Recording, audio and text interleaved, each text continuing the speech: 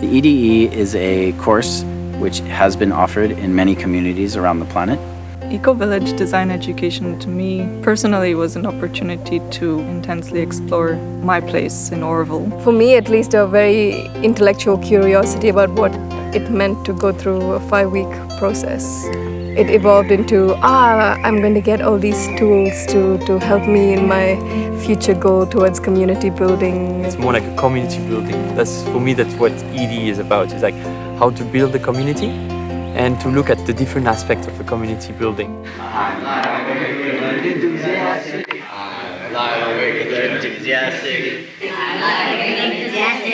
It's an intensive experience of looking at sustainability on a dimensional level, perspectives of ecological, social, economic, and cultural worldview sustainability. Auroville had so much to offer that actually we had so many different teachers for all of these topics. And using Auroville's expertise and history to learn Ecovillage design. So for me, Auroville is really a laboratory that aids the learning of all of these concepts. And we had so many wonderful teachers coming. So it's looking from those different perspectives and also taking all of those into account for some practice in integrated design, for bringing all those together to actually design a project that one wants to bring into the world. So just being able to look at where we are through different lenses of economy or ecology or worldview and appreciate the wealth of knowledge and experience that exists. To sort of know where we are, you've come to a physical place of Pitchandikulam, and a lot of you know Auroville. Some of you don't know Auroville, which is spread out over 25 square kilometers. But you come to a physical place, but I think what I wanted to share was you're coming to a body of memories and history. We are nearly 50 years. I hope in these weeks we're going to learn a lot from you. It's a point in my life I'd like to change. I've always liked to change. I'd like to start something different. I'm even a bit sort of tired of some of the patterns you get into. You do get into patterns. Some of this was, you can imagine how nostalgic we are sometimes. Oh wow, you remember, because all those images, millions and millions of images are there. You can get stultified, you can get locked into something that maybe you'd like to move to another level. And that I'm hoping in these weeks we'll look at that together. So it was very important for us to have a very diverse pool of participants, to enable international participants to come to Auroville with a purpose, as much as Aurovillian participants to attend a course that would inform their lives about the place they live and what they can potentially bring into Auroville. So we aimed at having a third of the participants from Auroville or its nearby region, and to have a third from Asia, so that we may have connected them to the wider Asian network, and as well a third from all around the world. EDE and similar courses have been held in Auroville several times before, often inviting student groups from outside. So the entire objective of this course was to make it accessible to Aurovillian youth. And I think it gives a lot to the community, because Aurovillian youth are re-inspired to live here. They understand and connect to the dream of their Shirvino and the mother, but also to their parents and their reason for coming to this community. So it's a huge contribution in that sense, because it re-educates our coming generations to their purpose and their sense of place. So that was a lot of young people who came together with the intention to learn and look at their own community and the region in a new light. So the educational experience I mentioned before of seeing Auroville in a new way. And so we tried to give that immersive experience where they could say, you know, they grew up here, but they need to look at it again and see where they live. And by creating such a diverse pool of participants, the participants themselves were informing each other about Ecovillage practices, because we had at least 5 participants already living in other ecovillages, not from Auroville. And these 7 or 8 Aurovillian participants informed these other students about Aurovillian practices in a very informal way, so that the diversity that we speak in community about embracing diversity was present in the group as a real exercise. And also a huge age range from 62 or 63 to 17. And so that made a very diverse group, which was beautiful and also at many times challenging. We had such a range of experience in education and background, and also cultural background, that there were clear points of just like, wow, couldn't be more divided on how we think about this or what we want in a given situation. We had 2 very different groups of people coming. People who were born here and people who went. And that means that to cater to the needs of both groups involves, in some ways, reducing the complexity of the what could be done. And I feel very much a strong need to see how it would have evolved if it was just a local group or just an international group. But it's hard, because part of the beauty of the course was putting both groups of people together. But I want to experiment and see. And I think part of this course is there is a beautiful experiment where you put 36 people together for 5 weeks. So.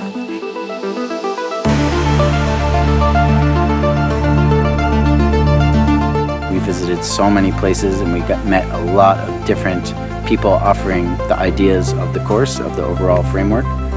We did Social Week first to get people into a group and see what it is to live together. My place is in community, and I want to learn how to make the best of it.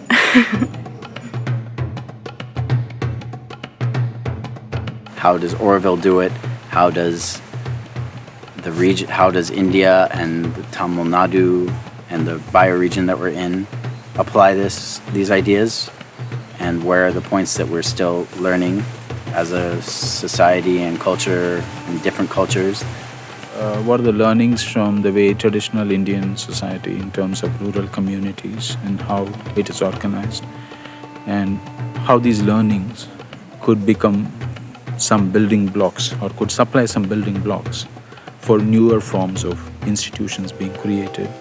How can I make a mirror from Tamil culture, which is the most oldest culture in the world, and French culture, where I come from? Our work on this in this particular class was to explore gender and the challenges that women go through in developing their leadership identities. I would like to know how to build a community, how do people live in a community.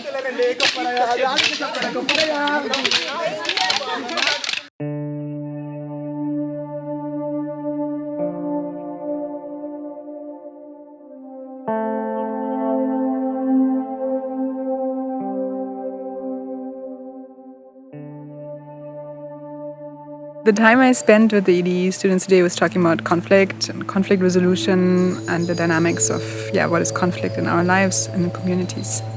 If you don't have social fabric that holds your community together and tools for working together and learning through conflict and coming through conflict and staying together as a community, you don't have much to stay together as a community for. It's going to fall apart, and then you don't have the very system of human habitation that you're trying to build.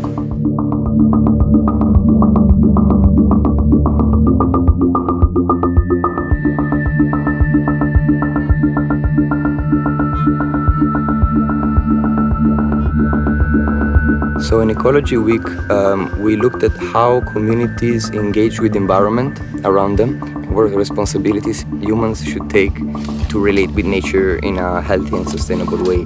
My primary motivation was to learn more about permaculture because I'm working in a farm that practices permaculture.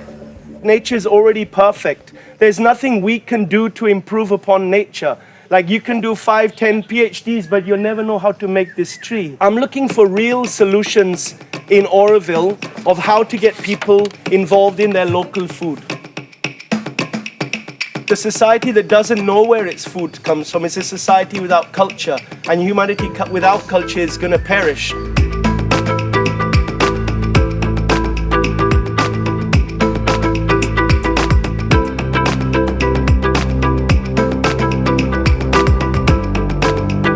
And when we look at ecological, all of these are very important. So we look at food, water, and energy autonomy, how these are happening in the community of Auroville, what are past systems that have functioned. So practically we went to see farms to understand food as well as natural cycles. We went to see places where they work with natural building, bamboo and earth construction, different styles so that people may see the positives of going academic and well-structured, but at the same time going experimental in other situations and trying out new things. I didn't have a clear picture of what sustainability is. We just knew about being sustainable. But a life being sustainable, I want to learn that. Everything around the week was how to use natural resources in a way that helps the planet, helps the people and society as a whole.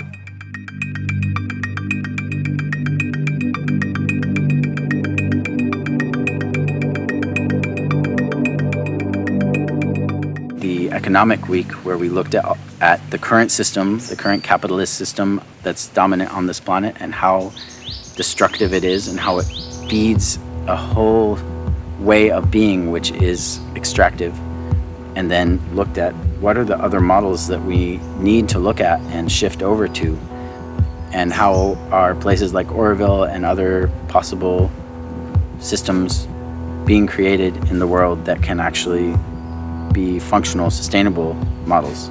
Capitalism is based on continuous growth, and that's clearly not possible. So what is something that is possible? One of the things to join ED was like economy, how the Auroville economy system works. Really interesting about Auroville and that what we could bring in the ED on the economical aspect is that almost all the different types of economy we know now in the world are represented here in Auroville. So it was an amazing kind of exhibition hall for the students to go from a real classical economy, and which is also like tuned with the global economy that as we know it now, and to go towards more local and alternative, and also looking at the different tools that the alternative economy has, such as alternative currency, which is not yet implemented in Auroville, but Auroville has experience with alternative currency. To see that there are so many hidden structures in the world, things that we just think they are like this and always have been, but really they are not. First step to go somewhere. If you see economy and the problem about sustainability in a very simple way, you will probably not reach very far. You have to understand the complexity and then act from there. If you don't have economic sustainability, how do you function and continue to function as a community?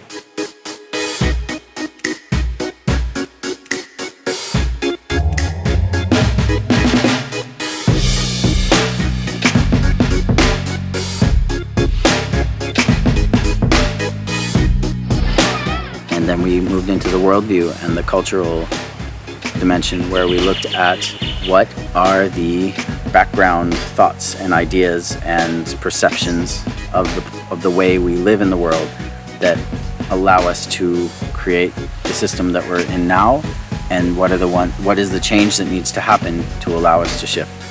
That was also looking at holistic worldview and human health and planetary health, and how these are all interlinked, and also the connection with nature and reconnecting with the natural world. All of these are intrinsic and necessary. How to help people to have three important connections in their life. One is connecting with themselves, connecting with others, and connecting with the nature. Whatever is it that's happening in you, whenever you do whatever, and how whatever you do has an effect in every part of you, and to be aware of that. Awareness through the body, because we use the body and the sensations that we have to become aware of everything, of all the rest, of the mind, of the emotions, or the connection with our inner self. Also, a worldview that is sustainable needs to be created in order to actually allow for all the other aspects to come together. If the worldview is still in the old paradigm and still thinking that there's scarcity and that we need to be fighting each other for limited resources on this planet, and that we are not connected to nature, that we're separate, humans are inherently going to fight with each other, etc., that's how we're going to live. And so how do we start shifting that worldview towards something new, towards building a different way that humans can live? Which, in my opinion, are the only ways to lead us to a new culture, a new civilization. That world is in deep need and urgency.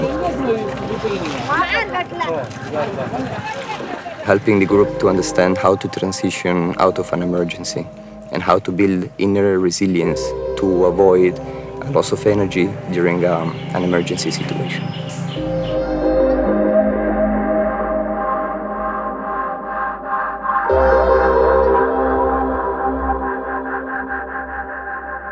So finally, our last week was based in pulling all this together and designing a system that we could practice with. And so the participants broke into smaller groups. And we chose to use the dragon dreaming method, which brings in dreaming, planning, doing, and celebrating. And so we brought the group through this process, introducing them to 25% of celebrating, which is often missed in project design.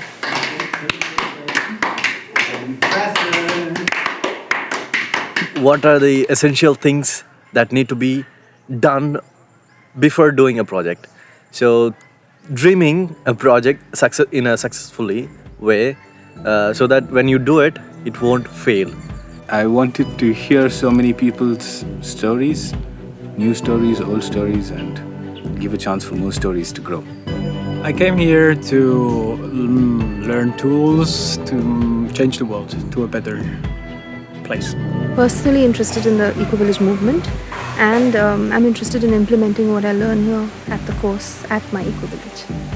For me, this ED is about learning about Auroville example in this way, and I'm very fascinated, especially with an attempt to be more as an urbanized place. I live in Auroville, but I never saw the many place. But whenever I join the ED, I see the many place. I learn a lot of things. This is the human adventure that is the very precious aspect of this EDE for me. I have the feeling that now, knowing all those people, there's a lot that can go on after the EDE, especially with the community project that we have together. But in the end, it just became a very intense space where I learned not so much from the content, which was very valuable, but more through a group process, and to realize that you can't really learn about Ecovillage design in any meaningful way in a 5-week course, but you learn a lot about the complexity of it and perhaps even where to start.